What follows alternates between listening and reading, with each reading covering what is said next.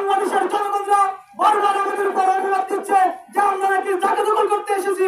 কোথাও কি কসম, আপনাদের চট্টগ্রাম দখল করবো না, আপনাদের উচ্চপ্রাণ দখল করবো না, আপনাদের কক্সবাজার দখল করবো না, আপনাদের চট্টগ্রাম পর্যন্ত আমরা যদি আমাদের মানবাধিকার ফিরে পাই, আমরা এক সেকেন্ড এখানে থাকবো না, দেশে ফিরে যাবো।